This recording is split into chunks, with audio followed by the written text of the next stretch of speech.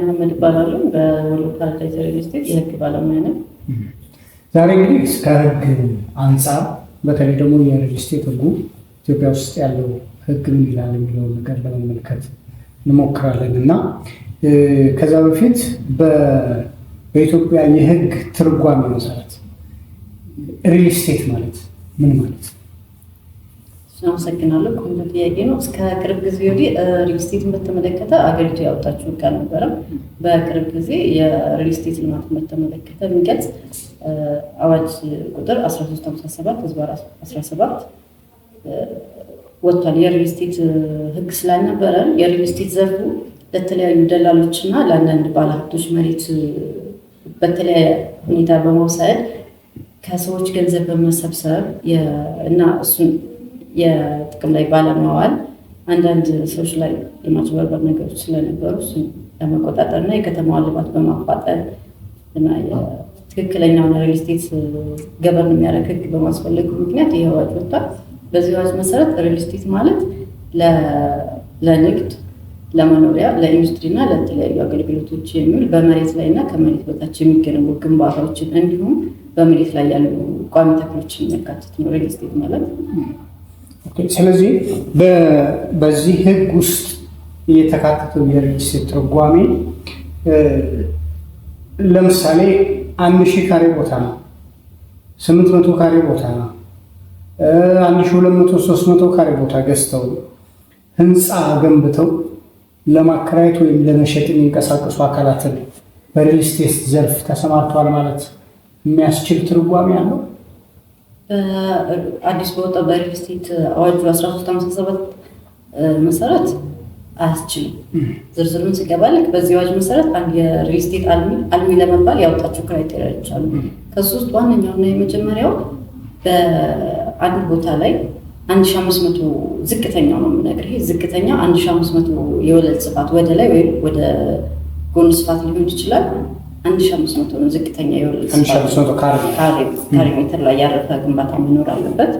ተጨማሪ ደግሞ እሱን 1500 ላይ የሚያርፈው ግንባታ ለመፈጸም ፋይናንሻል አቅሙ መኖር አለበት። የሪል ስቴት ፍቃድ ለማግኘት በመጀመሪያ ደረጃ እነዚህ ክራይቴሪያዎች አሟልቶ ዝቅተኛ የወለል መጠኑ 1500 ካሬ ሜትር ላይ ግንባታ የሚፈጽም ሰው አንድ ሪል ስቴት አልሚ ልንለው የምንችለው። እንዲሁም ደግሞ ኦርጋናይዝ የሆነ ከአማካሪ ድርጅቶች ጋር ከተቋራጮች ጋር ውሎችን ፈጽሞ ግንባታ ላይ ያለ ሰው ሪል ስቴት አልሚ የምንለው። ያንን ገበርን ለማድረግ ነው አዲስ ህግ መሆኑ አዋጁ ያስቀመጠው።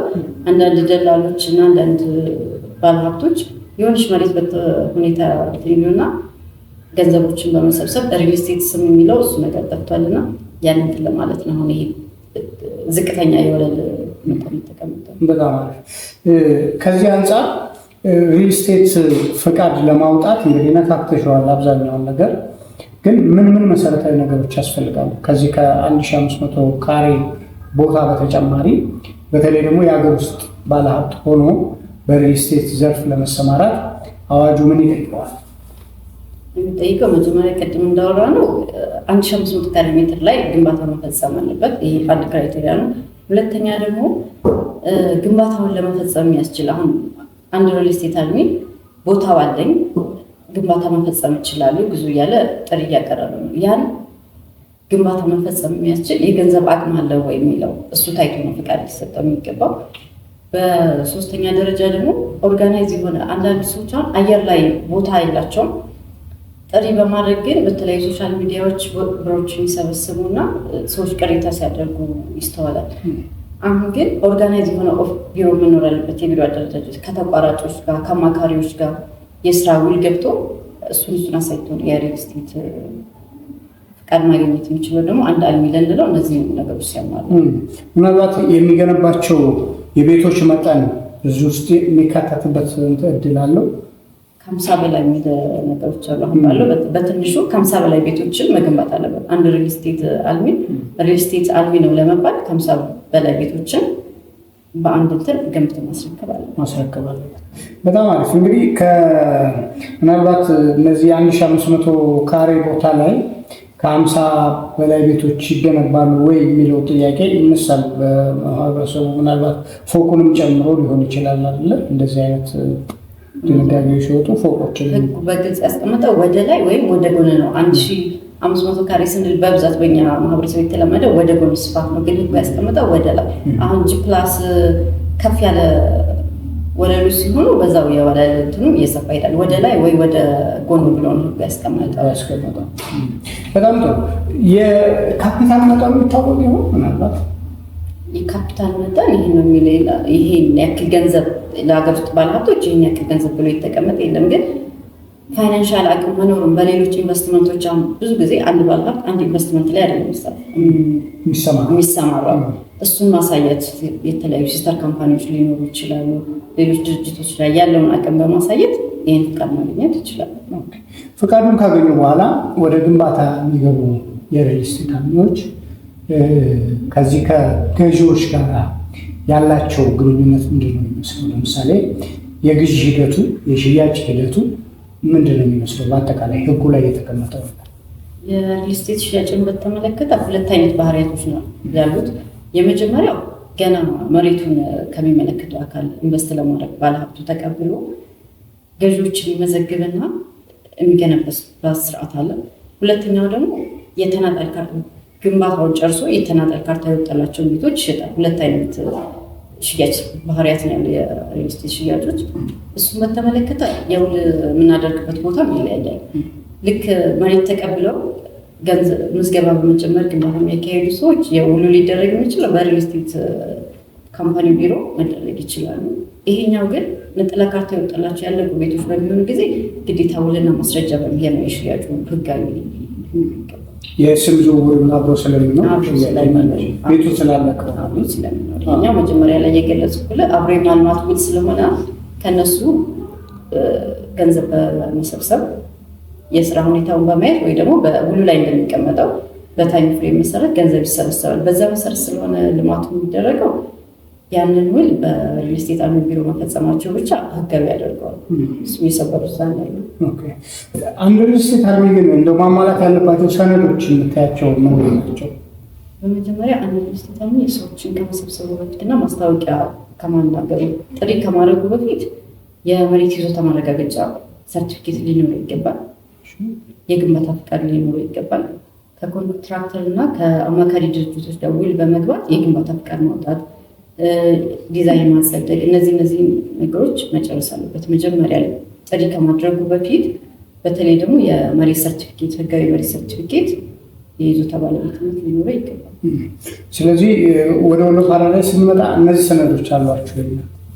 በሚገባ ወደ ወሎ ፓራዳይዝ ስንመጣ ወሎ ፓራዳይዝ ሪል ስቴት ከሚመለከተው አካል 53133 ካሬ ሜትር የይዞታ ማረጋገጫ የመብት ሰርቲፊኬት ተቀብሎ ጥሪ ከማድረጉ በፊት መጀመሪያ ይህን ቦታ የይዞታ ማረጋገጫ ሰርቲፊኬት ተቀብሎ በዘርፉ ብቃትና ልምድ ካላቸው ስራ ተቋራጭና አማካሪ ድርጅቶች ጋር ውል በመግባት የሚሰራቸውን ቤቶች በሶሻል ሚዲያ ገልጿቸዋል። የሚሰራቸውን ቤቶች የእነሱን ዲዛይን በማጸደቅ የግንባታ ፍቃድ ለእያንዳንዱ ቢልዲንጎች የግንባታ ፍቃድ በማውጣት ከዛ በኋላ ለማስታወቂያ አውጥቶ ሽያጭ ይጀምራል። ስለዚህ እነዚህ ነገሮች የተሟሉ ናቸው። እንግዲህ የግዢ ሂደቱ እንዳልሽው በሁለት አይነት መልኩ ከሆነ ውሉ ውስጥ የሚካተቱ ነገሮች ምንድን ናቸው? በተለይ ቅድመ ሽያጭ ላይ ወይም ደግሞ ሰዎች ገንዘባቸውን ከፍለው የግንባታውን ሂደት እየተከታተሉ አብረው በሚገነቡበት ጊዜ ውል ውስጥ ምን ነገሮች ይካተታሉ? ለምሳሌ የግንባታ የማስረከቢያ ጊዜ፣ በየጊዜው ደግሞ መጥተው የሚከታተሉበት ምናምን ነገር አለ እና በየፐርሰንቱ የሚከፍሉ ከሆነ ውል ውስጥ ምን ይገባል? አንድ የሪል ስቴት ቤት ለመግዛት የሚፈልግ አንድ ደንበኛ መጀመሪያ ማየት ያለበት ህጋዊነቱን ማረጋገጥ አለበት። የይዞታ ማረጋገጫ አለ ወይ? የግንባታ ፍቃድ አለ ወይ? ፕላኑ የጸደቀ ነው የሚለው እነዚህ ነገሮች እና ንግድ ፍቃድ መኖሩን፣ የሪል ስቴት ፍቃድ መኖሩን ማየት አለበት። እነዚህ 4 ነገሮች ከውሉ ጋር አባሪ ሆነው ተያይዘው የሚገኙ ናቸው። ወደ ውሉ ስንመጣ ደግሞ የገንቢው የአልሚው የገዢ ኃላፊነቶች አሉ። ሊያስረክበኝ የሚችለው ምን ድረስ ከደረሰ በኋላ ነው የሚለውም መታየት አለበት። የሪል ስቴት አዋጃችን በምናይበት ጊዜ አንድ ቤት ማስተላለፍ የሚችል የተለየ ውል ካላደረጉ በስተቀር 80% ሳይደርስ እና እነዚህ መሰረታዊ ነገሮች ሳይሟሉ ኤሌክትሪካል፣ የሳኒተሪ ስራ፣ የቧንቧ ስራ፣ የመካኒካል ስራ እነዚህ ነገሮች ሳያጠቃልል አንድ ሪል ስቴት አልሚ ለገዢ ማስረከብ አይችልም። ይህን በደንብ መከታተል አለበት። የአልሚና የገዢ ግዴታ ተብለው የተቀመጧሉ በውሉ ላይ። ወሎ ፓራዳይዝ ሪል ስቴትም የራሱ የውስጡ ላይ ያስቀምጧቸዋል። ከእነሱ ኃላፊነት የመጀመሪያው የወሎ ፓራዳይዝ ኃላፊነትን ስናይ የሻጩን ኃላፊነት ስናይ የተረከባቸው የተቀበላቸው ገንዘቦች የተቀበላቸው ቅድመ ክፍያዎች ገዢው እንዲከፍል የምናደርገው በድርጅቱ በሚሰጠው አካውንት ህጋዊ በሆነ ወይ ደግሞ በትራንስፈር ሊሆን ይችላል ወይ በባንክ ነው። ለሚከፍሉት ክፍያዎች ህጋዊ የሆነ ደረሰኝ እንቆርጣለን በመጀመሪያ። በሚቀጥልበት ጊዜ ደግሞ ሳይቶችን እናስጎበኛለን። መጀመሪያ ሽያጩን ከመፈጸማችን በፊት ሌሎች ደግሞ የተቀመጡ ግዴታዎች ቤቱን ገንብቶ በጊዜው ማስረከብና ውሉ ላይ የተገለጹ ጊዜያቶች አሉ። የሆነ ጊዜ ተቀምጧል። እነዛን ደግሞ የገዢው ሀሳብ ካለ የእነሱን ሀሳብ የሚያካትቱበት ወራቶች አሉ። ቤቱን ካስረከብ በኋላ ይሄ ቢጨመር ይሄ እንዲደረግ ካለ የተያዙ ወራቶች አሉ። የእሱን ሀሳብ አጠቃለን እናስረክብ። ለምሳሌ እነዚህ ግዴታዎች ባይፈጸሙ አሁን ብዙ ጊዜ የሚነሳው አንድ ሪል ስቴት አልሚ በተባለው የጊዜ ገደብ የማስረከብ ችግር አለበት ተብሎ ይታሰባል። እንደዛ በሚሆንበት ጊዜ ሪል ስቴቱ ምንድን ነው የሚቀጣው ነገር? እሱ ነገር በውላችን ላይ በግልጽ የተካተተ ነው። የሪል ስቴት በውላችን መሰረት ለማስረከብ በጣም ብቃት ካላቸው እና በዘርፉ ልምድ ካላቸው ተቋራጮች ጋር ነው ያደረግነው እና ግንባታውን በሰዓቱ እንጨርሳለን ብለን እናስባለን። ኢንኬዝ ግን ከአቅም በላይ የሆነ ችግር የሚባሉ ነገሮች አሉ በፍትሐ ብሔር ሕጋችን የተቀመጡት። በእነሱ ምክንያት ካልዘገየ በስተቀር በሻጩ ምክንያት ለሚዘገይ ነገሮች ሁሉ ላይ ተቀምጧል። መቀጫዎች አሉ። አንዳንድ የህግ ጉዳዮች ተቀምጠዋል። በሱ መሰረት ይፈታል። በተቻለ መጠን ግን ስራ ተቋራጮችን በጣም ብቃት ያላቸውና ልምድ ያላቸው ስለሆኑ በሰዓቱ ለማስረከብ ጥረት ይሰራል። እዛ ውስጥ ከሚገባው ማለት ነው። ከፋይስ ያለው ግዴታ ምንድን ነው? ገዢው ያለው ግዴታ በውል ውስጥ በተቀመጠው ጊዜ ክፍያዎችን መክፈል፣ የከፈላቸውን ክፍያ ደግሞ በደንብ ሰንዶ መያዝ፣ አግባብ ያለው አካል በሚጠይቅበት ጊዜ ለማሳየትም ህጋዊ መሆኑንም ለማለት እና ሳይቶችን እየመጡ መጎብኘት፣ የደረሰበትን ሁኔታ እየመጡ መጎብኘት። ከሀገር ውጭ ደግሞ ያሉ ሰዎች በብዛት ደንበኞቻችን እንደዛ ሊሆኑ ስለሚችሉ ቤተሰብ በመላክ ምን ላይ ደርሷል ብራቸውን የከፈሉት እርግጠኛ ሆኖ እዛ የለፉበትን ብር ምን ላይ ውሏል ብለው ማወቅ ስላለባቸው ቤተሰብ በመላክ ምን ላይ ደረሰ ብለው ማየት ይችላሉ። እኛም ይሄን ለማድረግ ለሚመጣ ደንበኛ እናስጎበኛለን። ምናልባትም በአዋጁ ላይ ከዚህ ከሪል ስቴት ጋር የተያዘ ቢነገር ማህበረሰቡ ቢያውቀው ወይም ደግሞ ገዢዎች ቢረዱት ብለሽ የምታስበው ነገር ካለ? አብዛኛውን ጊዜ ማህበረሰብ በወሬ እንደምንሰማው ገና ያልተገነባ ቤት እንዴት ይሸጣል፣ ይሄ ማጭበርበር ነው ምናምን የሚሉ ነገሮች አሉ። ግን ትክክለኛ የሆነ የይዞታ ማረጋገጫ ካለው ተገቢው አካል አምኖበት የሪል ስቴት ግንባታ ሰርቲፊኬት ተሰጥቶት ፍቃድ ያለው ሰው ህጋዊ ቦታ እስካለው ድረስ ቦታዎችን መሸጥ ይችላል። እንደሚገልጸው ማስተላለፍ የማይችለው ነው። ከ80% ያልደረሰ ቤት ማስተላለፍ አይችልም። ሽያጭ ግን ይችላል። ገና ቦታውን ተቀብሎ ከላይ የጠቀስናቸውን ክራይቴሪያ ሟላ አልሚ መሸጥ ይችላል። አብዛኛው ሰው 80% ያልደረሰ ቤት ሊሸጥ አይችልም ይላል። ግን ቅድም እንደነገርኩ ሁለት አይነት ሽያጭ ነው ያለው።